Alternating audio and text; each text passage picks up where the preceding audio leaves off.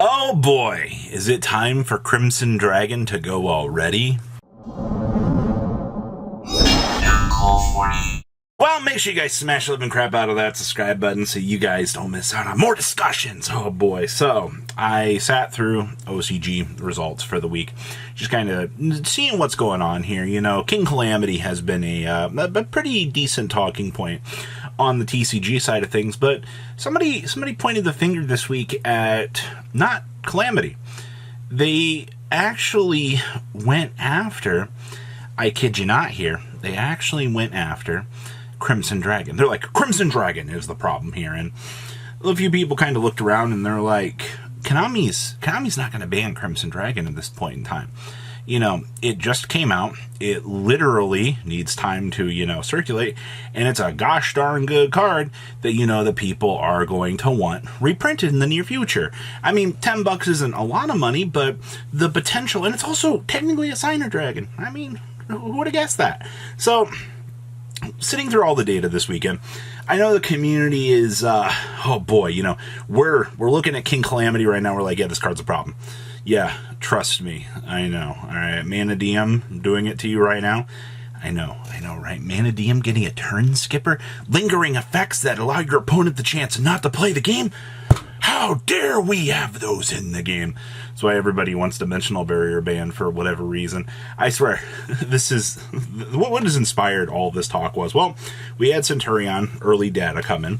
Got the chance to look at that. I'll post more of the tournament data-ish side of things later in the week, but I only saw 3 Centurion lists out of the weekend, 2 of which showed up in the same tournament, and then there was one left on the side that I think made a top 4 somewhere. So out of all of the OCG tournaments that I've seen be posted, I mean, I can't speak for everyone, but if only 3 technically made a splash, yeah. Now, it's not to say that the deck isn't good or crazy or anything.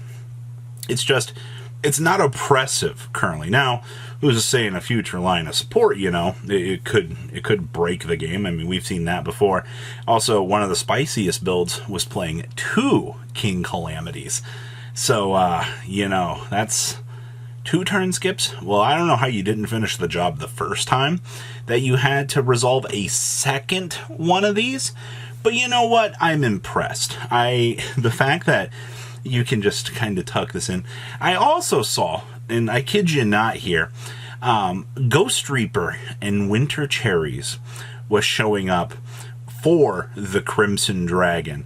I saw that in one list out of the weekend as a tech choice, and they're like, don't have to worry about getting King Calamity if your opponent can't Crimson Dragon and on out. And I suppose I appreciate the effort in that.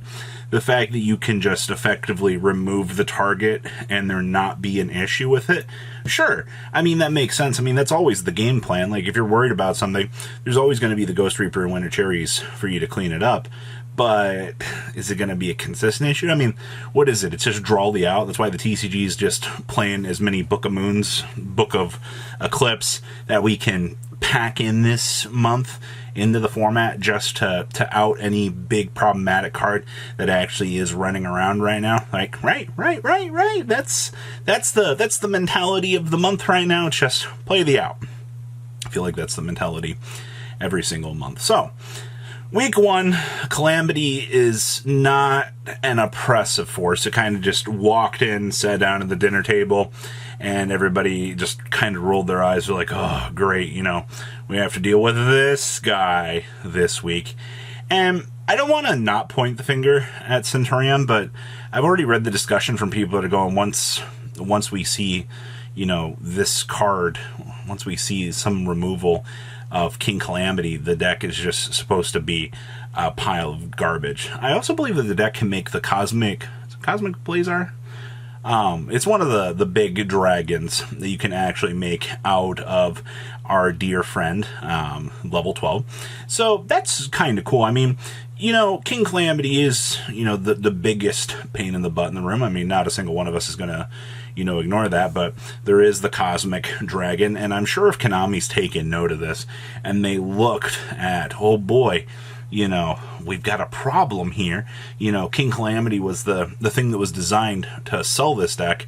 then I'm sure they've got alternatives in mind, or they're considering another big synchro-esque monster that you can make. Because I don't think Konami is necessarily stupid.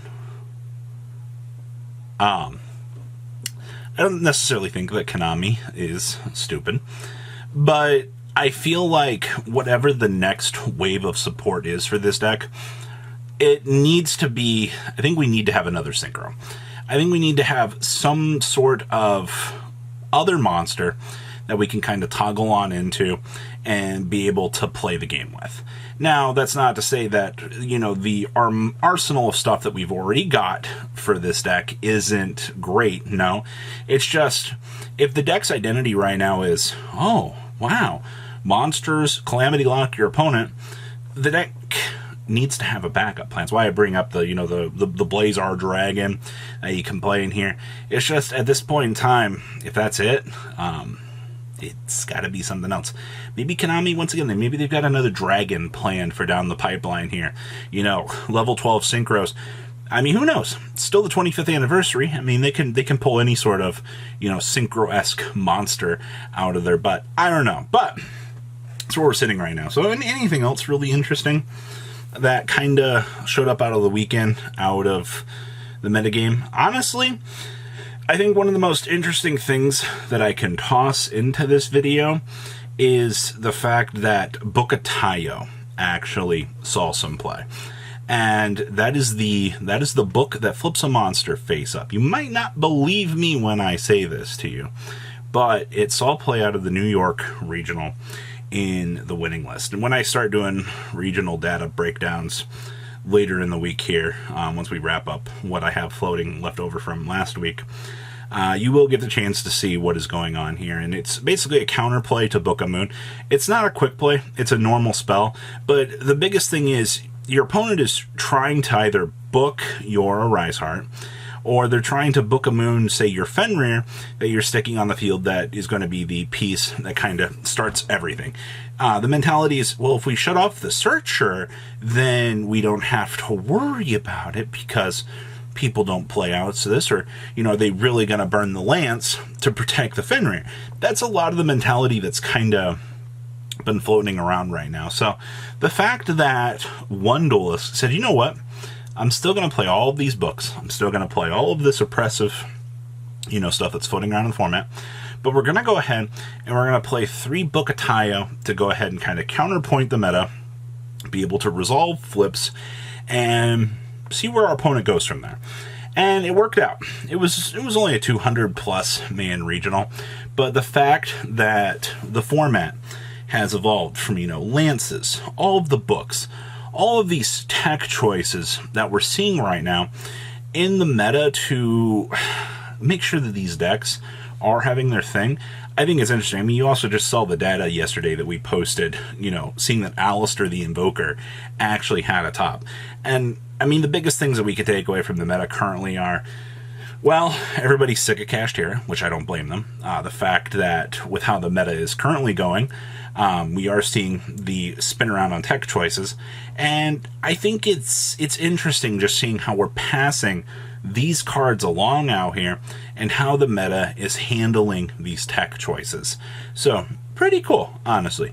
I'm genuinely impressed, but with everything that's going here, it's cool that we can see a problem on the horizon.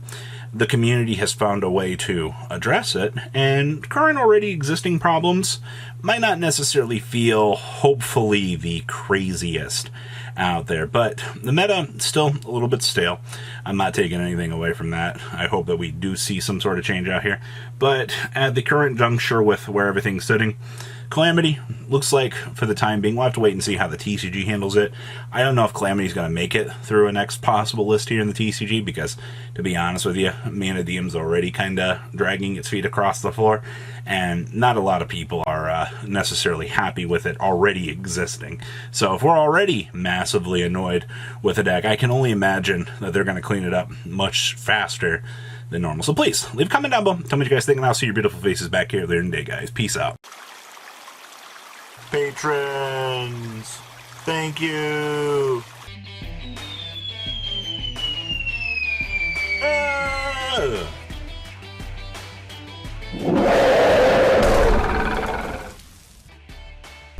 Thank you so much for watching. Check out these other videos.